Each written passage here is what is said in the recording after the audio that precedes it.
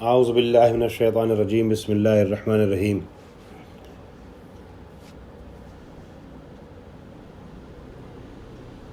رفع سمکہا فسواہا واغطش لیلہا واخرج ضحاہا والارض بعد ذلك دحاها اخرج منها ماءها ومرعاها۔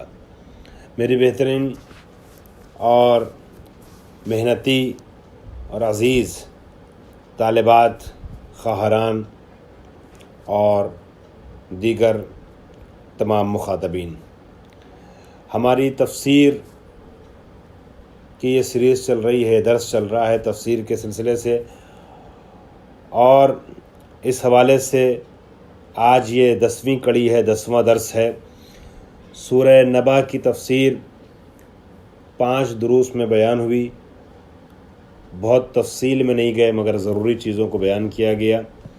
سورہ نازعات کی تفسیر چل رہی ہے اور اس میں ہم اس آیت تک پہنچے تھے، آیت نمبر 28 کو بیان کرنا چاہ رہے تھے کہ خالق کائنات ارشاد فرماتا ہے رفع سمکہا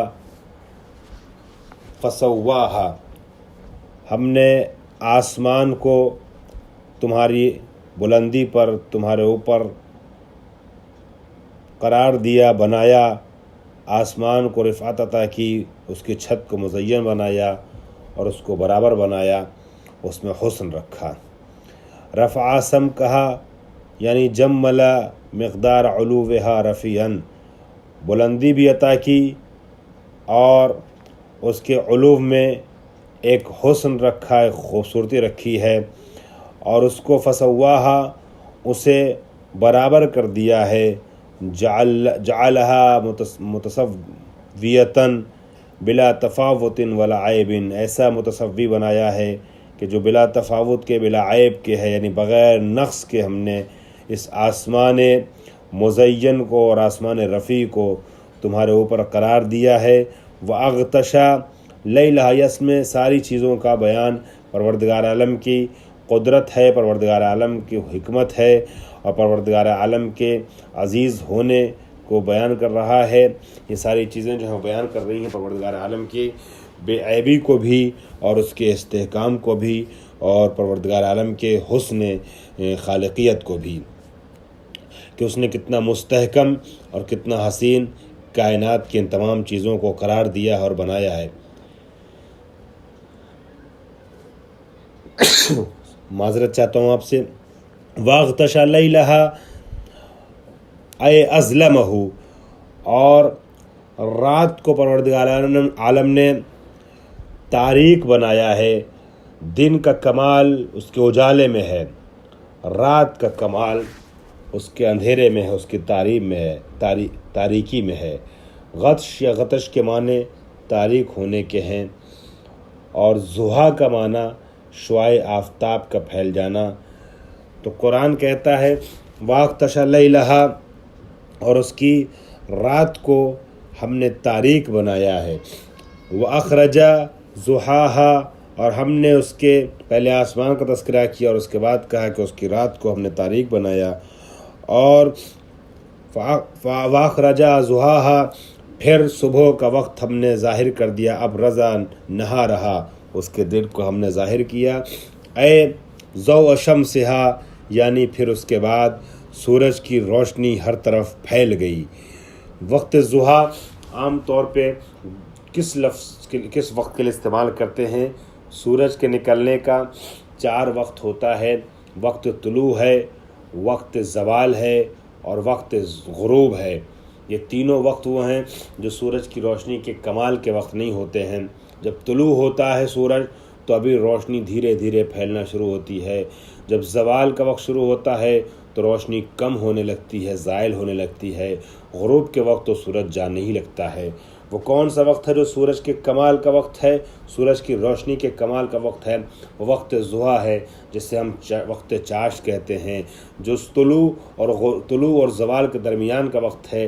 ہمارے یہاں 8، 9، 10 بجے کا جو وقت ہوتا ہے، یہ وقت جو ہے 8، 10 بجے کا، 9، 10 بجے کا، یہ وقت ضحیٰ ہے کہ جب سورج کی روشنی بہت خوبصورت ہوتی ہے اور پورے طریقے سے پھیل چکی ہوتی ہے، سورج کے یہ کمال کا وقت ہے۔ تو خالق کائنات نے اپنی خالقیت کے ساتھ ساتھ اور ان چیزوں کی خلقت کے تذکرے کے ساتھ ساتھ ان چیزوں کے کمالات کا تذکرہ اکثر جگہوں پہ کیا ہے۔ یہی حالت سورہ شمس میں بھی ہے۔ تو پروردگار عالم فرماتا ہے پروردگار عالم شاہ فرماتا ہے والارض واغدش لیلہا، رات کو خالق کائنات نے بنایا ہے اس طریقے سے کہ وہ رات کمال پر مبنی ہے، یعنی اس کا اندھیرا پوری طریقے سے چھایا ہو۔ وَأَخْرَجَ ضُحَاهَا، اور اس کے بعد اس کے وقت ضحیٰ کا اظہار کیا اور ابراز کیا اور ظاہر کیا پروردگار عالم نے سورج کو۔ وَالْأَرْضَ بَعْدَ ذَلِكَ دَحَاهَا، اور اس کے بعد خالق کائنات نے زمین کے فرش کو مسطح کر کے بچھایا ہے۔ اب یہاں پر ایک تفصیل ہے کہ آیا پہلے زمین پیدا ہوئی یا پہلے آسمان پیدا ہوا؟ اگر پہلے آسمان پیدا ہوا ہے تو اس آیت میں اس کے بعد زمین کی خلقت کا تذکرہ ہے، اور اگر پہلے زمین پیدا ہو چکی تھی تو اس کے بعد جو زمین کا تذکرہ ہے آسمان کی خلقت کے بعد، تو زمین کی کیفیت کا تذکرہ ہے اور کیفیت کی تبدیلی کا تذکرہ ہے۔ اسی کو بیان کرتے ہوئے کہتے ہیں وَالْأَرْضَ بَعْدَ ذَلِكَ دَحَاهَا، پروردگار نے اس کے بعد زمین کے فرش کو بچھایا، بَسَطَهَا یعنی اس کو پھیلایا، وَكَانَتْ مَخْلُوقَةً قَبْلَ السَّمَاءِ غَيْرَ مَدْحِيَّةٍ، اور آسمان کے پہلے جب یہ زمین پیدا ہوئی تھی تو غیر مدحیہ تھی، مسطح نہ تھی، برابر نہ تھی، اور اس کی سطح برابر نہ تھی، لیکن اس طریقے سے بچھا دیا ہے، مسطح کر دیا خالق کائنات نے آسمان کی خلقت کے بعد زمین کو۔ اخرجا، اور یہ اخرجا جو ہے یہ اصل میں یہ حال ہے، اس حالت میں کہ پروردگار عالم نے نکالا۔ یہاں کہتے ہیں اخرجا حال بتقدیر قد، اخرجا حال ہے تقدیر قد کے ساتھ، یعنی یہاں لفظ قد چھپا ہوا ہے۔ ماضی میں جب حال کے طور پہ استعمال کرتے ہیں اخرجا کو تو قد کے ساتھ لاتے ہیں، قد اخرجا، تو وہی کہہ رہے ہیں کہ قد یہاں چھپا ہوا، قد اخرجا اس حالت میں کہ اس نے نکالا، اے مخرجن، مخرجن بھی آپ جانتے ہیں حال ہے، مخرجن منہا ماہا، اس حالت میں کہ اس زمین سے پروردگار عالم نے پانی کو نکالا، بتفجیر عیونہا، یعنی اس زمین سے چشموں کو پروردگار عالم نے ابالا، بتفجیر عیونہا یعنی چشموں کا انفجار کیا، چشمے پھوٹے ہیں خدا کے حکم سے، زمین سے چشمے پھوٹ کے نکلے ہیں۔ ومرعاہا، اور چراگاہوں کو اور غذاؤں کو قرار دیا ہے انسانوں کے لیے اور حیوانوں کے لیے۔ مما یاکل الانعام والانسان، ایسی چراگاہیں بنائی ہیں، ایسے مرعا بنائے ہیں، ایسی غذا کی جگہیں بنائی ہیں کہ جہاں سے انسان بھی اپنی غذا حاصل کرے اور جانور بھی اپنی غذا حاصل کرے۔ والجبال ارساہا، اور پروردگار عالم نے جبال کو پیدا کیا، پہاڑوں کو بنایا۔ کیسے بنایا؟ ارساہا یعنی اثبتہا اوتاد الارض، پہاڑوں کو ثابت کیا، ٹھہرایا ہے زمین کے کیل اور میخ بنا کر کے، گویا اس کے ذریعے سے پروردگار عالم نے پہاڑوں کو ایسے کیل اور میخ کی شکل میں زمین کے لیے قرار دیا کہ زمین بھی اس پہاڑ کے ذریعے سے ٹھہراؤ سے روبرو ہے، ورنہ تزلزل کا شکار ہوتی اور زمین ہلتی رہتی، کیونکہ زمین سطح آب پر ہے۔ تو زمین کا تزلزل سے بچاؤ جو ہے وہ پہاڑ کی وجہ سے ہے۔ بھاری بھاری پہاڑ اللہ نے اس زمین پہ رکھے ہیں جو میخ اور کیل کا کام کرتے ہیں۔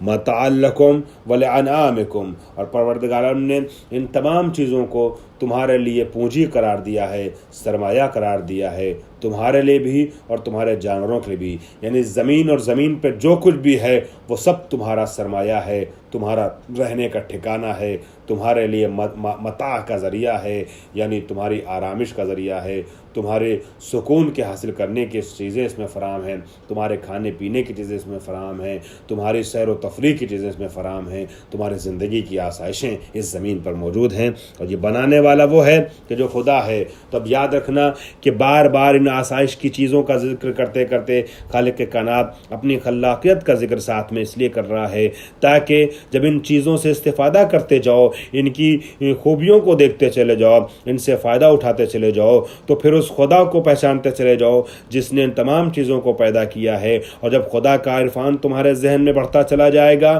تو اطاعت کی منزلوں میں آگے بڑھتے چلے جاؤ گے، اطاعت کی شاہراہ پہ گامزن ہوتے چلے جاؤ گے، اور جب شکر ربانی کرتے ہوئے، شکر منعم کرتے ہوئے اس کی اطاعت کی راہ پہ گامزن ہوتے چلے جاؤ گے تو پھر تمہارا رتبہ بلند ہوتا چلا جائے گا، پھر جنت کی طرف مائل ہو جاؤ گے، جہنم سے اپنے کو بچانے میں کامیاب ہو جاؤ گے۔ فیضا جا، اب جب ایسا ہے تو دماغ میں رکھنا، ذہن میں یہ بات رہے تمہارے کہ فیضا جات تامتو، جب تامت الکبریٰ آئے گی۔ تامت الکبریٰ کیا ہے؟ الداہیۃ التی تتم تعلو و تخرو، تامہ اس چیز کو کہتے ہیں کہ ما یصیب الناس من شدائد الدہر، کہ جو شدائد دہر میں سے انسان تک پہنچتی ہیں مشکلات، اسے کہتے ہیں تعلو، جو بڑی ہوتی ہیں، اور تخر، جو قہر پر مشتمل ہوتی ہیں۔ مراد کیا ہے؟ التامۃ الکبریٰ، یعنی بہت بڑی مصیبت اور تامہ کی منزل آنے والی ہے۔ التی ہی اکبر من کل تامہ، یہ وہ تامہ ہے، یہ وہ شدائد پر مشتمل وقت ہے، یہ وہ چیز ہے کہ جو تمام تامات سے بڑی ہے۔ وہیا، یہ کیا ہے؟ وہ کون سی چیز ہے جو شدائد اور مشکلات کو لے کر کے انسان کے لیے آ رہی ہے؟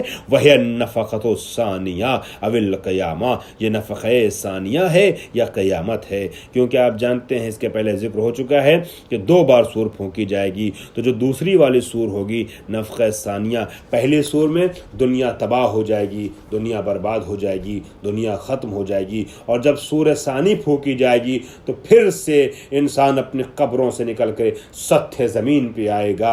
بالساہرہ کا لفظ پہلے آ چکا ہے، اور اب اس سرزمین پہ آئے گا کہ جو محشر کی سرزمین ہوگی، اور اللہ کے سامنے یہ بندہ محشور ہوگا۔ تو تامت الکبریٰ یعنی وہ سور ہوگی جو پھونکی جائے گی، اور اس کے بعد انسان رستہ ہوا، کانپتا ہوا محضر ربانی میں محشور ہوتا ہوا نظر آئے گا، اور اپنے کو نئی زندگی کے ساتھ ایک نئی زمین پر پائے گا۔ اور وہ عالم ہوگا کہ جب نفسہ نفسی کا عالم ہوگا، جب بھائی بھائی کو نہ پہچانے گا، بہن بہن کو نہ پہچانے گی، ماں باپ بچوں کو نہ پہچانیں گے، بچے ماں باپ کو نہ پہچانیں گے۔ نہ پہچاننے سے مراد یہ ہے کہ ایک دوسرے کے اپنے بن کے نہ رہیں گے، اس لیے کہ نفسہ نفسی کا وہ سما ہوگا کہ سب کو اپنی فکر ہوگی۔ یوم یفر المرء من اخیہ، ہر انسان ایک دوسرے سے بھاگتا ہوا نظر آئے گا۔ اس منظر کا ذکر کرتے ہوئے اعلان ہوتا ہے فیضا جاءت التامۃ الکبریٰ، کہ جب تامۃ الکبریٰ کا وقت آئے گا، یوم یتذکر الانسان ما سعی، اس وقت انسان کو بتایا جائے گا، یاد دلایا جائے گا، یا اسے خود یاد آئے گا ان چیزوں کے بارے میں جو اس نے انجام دیا ہے، جو اس نے کوشش کی ہے۔ ما عمل بأن یجدہ، جو اس نے عمل کیا ہے اسے پائے گا مکتوباً، لکھا ہوا، وکانا قد نسیہ، لیکن وہ پہلے اس کو بھول چکا تھا۔ یتذکرو، چونکہ یاد دلایا جا رہا ہے تو یاد دلایا اسے جاتا ہے جو انسان بھول چکا ہو۔ انسان نے جو کچھ عمل انجام دیے ہیں، فرشتے اس کو کرام الکاتبین اس کے لکھ رہے ہیں، فرشتے جو دوست پہ اللہ کی طرف سے معین، ہر انسان کے ساتھ 2 فرشتے، وہ اچھائیاں بھی لکھ رہے ہیں، برائیاں بھی لکھ رہے ہیں۔ جب محشر کا زمانہ آئے گا تو پھر وہ اس کے ہاتھ میں وہ سارے نامہ اعمال دیے جائیں گے، اور اس کو یاد دلایا جائے گا، یا اسے یاد آئے گا کہ اس نے کیا کیا عمل انجام دیا تھا۔ اس لیے کہ قیامت کا دن وہ ہوگا کہ جب انسان اکٹھا ہوں گے، محشور ہوں گے۔ فمن اوتی کتابہ بیمینہ اولئک یقرؤون کتابہم ولا یظلمون فتیلا، سورہ اسراء میں اعلان ہوا ہے کہ اب آنے والے 2 طریقے کے ہوں گے۔ بعض وہ ہوں گے جن کا نام اعمال ان کے داہنے ہاتھوں میں ہوگا، بعض وہ ہوں گے جن کا نام اعمال بائیں ہاتھ میں ہوگا۔ تو جو بائیں ہاتھ میں نام اعمال لیے ہوں گے ان کو قابل ذکر قرآن نے اس آیت میں نہ سمجھا، لیکن جو داہنے ہاتھ میں نام اعمال لے کے آئیں گے وہ لوگ وہ ہوں گے کہ جو اچھے لوگ لوگ ہوں گے اور اپنے نام اعمال کو لوگوں کو دکھاتے ہوئے نظر آئیں گے، لوگوں کو سناتے ہوئے نظر آئیں گے، بتاتے ہوئے نظر آئیں گے کہ ہم نے یہ حسن عمل انجام دیا ہے۔ بہرحال تو وہ ایک طریقے سے انسان کا نامہ اعمال اس کے ہاتھ میں ہو دیا جائے گا تو اس کو ایک ایک چیزیں یاد آتی رہیں گی۔ الانسان ما سعی، جو اس نے کیا تھا اس کی جزا اس کو ملے گی، چونکہ قرآن پہلے ہی کہہ چکا ہے لیس للانسان الا ما سعی، انسان کو وہی ملے گا جو اس نے کیا ہے، جتنی کوشش کی ہے اتنی اس کو جزا ملے گی۔ اور اسی لیے ہم کہتے ہیں السعی منی والاتمام من اللہ، کوشش ہماری طرف سے ہوتی ہے، اس کو اتمام خدا اتمام تک پہنچاتا ہے، اس کو بہترین نتیجے تک خدا پہنچاتا ہے۔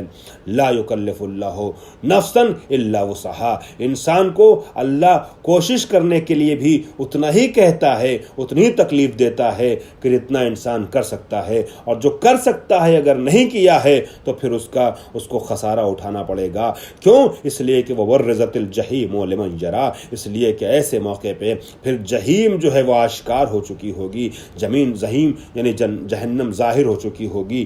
وبرزت الجحیم لمن یری اظہرت لکل رائن، ہر دیکھنے والے کے لیے جہنم جو ہے وہ سامنے ہوگی، جہنم ظاہر ہوگی۔ فاما من طغی بکفرہ، پس وہ انسان کہ جس نے اپنے کفر کی وجہ سے، اپنی ناشکری کی وجہ سے، اپنے اعمال قبیحہ کی وجہ سے طغیان نعمت ربانی کیا ہے اور سرکشی کی ہے اللہ کی بارگاہ میں، وآثر الحیات الدنیا، اور وہ انسان کہ جو دنیا سے چپک کر کے رہا، حیات دنیا سے وابستہ ہو گیا، اس نے سب کچھ دنیا کو سمجھ لیا اور آخرت کو اپنے ذہن سے نکال بیٹھا۔ واشتغلا بشہواتها عن عمل الآخرت، ایسے شہوات دنیا میں مشغول ہو گیا کہ عمل آخرت سے اپنے کو دور کر لیا۔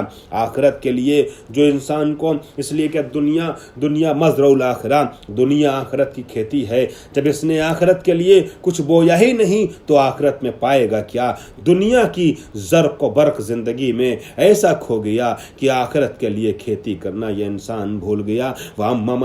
تو یہ وہ انسان ہے کہ فَإِنَّ الْجَحِيمَ هِيَ الْمَأْوَىٰ، کہ اس کا ٹھکانہ جہنم ہوگا، اس کا ٹھکانہ جو ہے ایسے انسان کا جہیم ہے، جہنم ہے، جہنم ایسے انسان کی پناہ گاہ ہوگی، ایسے انسان کا ٹھکانہ ہوگا۔ اب یہاں پر کہتے ہیں ادبی نقطہ نگاہ سے واللام بدل من الہا، یہ جو لام ہے ماوا پر، یہ الف لام جو ہے یہ مضاف الیہ کے بدل میں ہے، در واقع ایسے تھا فإن الجحیم ہی مأواہ، جہنم اس کا ٹھکانہ ہے۔ تو الماوا سے مراد کیا ہے؟ اس انسان کا جس نے دنیا کی زندگی کو پسند کر لیا، چپک گیا دنیا کی زندگی سے، دنیا کو آخرت کی پونجی کے لیے ایک صرف اور صرف ذریعہ نہ بنایا، وسیلہ نہ بنایا، بلکہ دنیا ہی کو اپنا ہمیشگی گھر کا سمجھ بیٹھا اور دنیا سے چپک کر رہا، وہ انسان جو ہے اس کا ٹھکانہ جہنم ہے۔ لیکن اس کے برعکس کچھ ایسے افراد بھی ہیں کہ جو مقام رب سے خوف زدہ ہیں، یعنی وہ جانتے ہیں کہ اللہ کی بارگاہ میں ہم کو جانا ہے، قیامت کا دن آنے والا ہے، خدا کے حضور میں پہنچنے والے ہیں، تو یہ لوگ اپنے کو گناہوں سے بچانے والے ہیں، ایسے لوگوں کا ٹھکانہ جو ہے وہ جنت ہے۔ اعلان ہوتا ہے وَأَمَّا مَنْ خَافَ مَقَامَ رَبِّهِ من خاف مقام ربہ، لیکن وہ کہ جو مقام رب سے ڈرتا ہے، مقام رب کیا ہے؟ قیامہ بین یدیہ، یعنی اللہ کے سامنے، اس کے ہاتھوں کے سامنے، ہاتھوں کے درمیان، یعنی اس کے روبرو، یعنی خدا کی بارگاہ میں انسان کو حاضر ہونا تھا، اس وجہ سے وہ ڈرتا تھا۔ ونہا النفس عن الہویٰ بتوطینہا علی الطاعات وکفہا عن المعاصی، اس نے اپنے نفس کو ہوا سے بچا لیا اس طریقے سے کہ جو طاعات کی راہیں تھیں اس پہ گامزن ہو گیا اور گناہوں سے اپنے کو بچا لیا، طاعت ربانی کی طرف بڑھتا رہا، گناہوں سے خود کو بچاتا رہا۔ تو ایسا انسان وہ ہے کہ فَإِنَّ الْجَنَّةَ هِيَ الْمَأْوَىٰ، یعنی مأواہ، پھر ایسے انسان کا ٹھکانہ، ایسے انسان کی پناہ گاہ، ایسے انسان کے رہنے کی جگہ جو ہے وہ جنت ہے۔ تو بس پتہ یہ چلا کہ قرآن نے کہا ہے، آگے دوسرا سورہ آ رہا ہے اس میں بھی اعلان کیا ہے کہ قَدْ أَفْلَحَ مَنْ زَكَّاهَا وَقَدْ خَابَ مَنْ دَسَّاهَا، ہم نے دونوں راستے انسان کے سامنے رکھ دیے تھے، جس نے طاعت کا راستہ اپنایا، اس نے اپنے نفس کو گناہوں سے بچایا تو کامیاب ہو گیا، گیا, گناہ ملوث کر لیا تو برباد ہو گیا. اب ایسا انسان جو اپنے کو گناہوں میں ملوث کر لیتا ہے اس کا ٹھکانہ جہنم ہوتا ہے. جو گناہوں سے بچا لیتا ہے اپنے نفس کو اس کی منزل جنت ہوتی ہے. آخر میں اس درس کے خدا سے دعا کرتے ہیں پروردگار عالم ہمیں ایسا بنا دے کہ ہمارا ٹھکانہ جنت بنے, ہم جہنم میں جانے سے بچنے میں کامیاب ہو جائیں. واخر دعوانا الحمدللہ رب العالمین.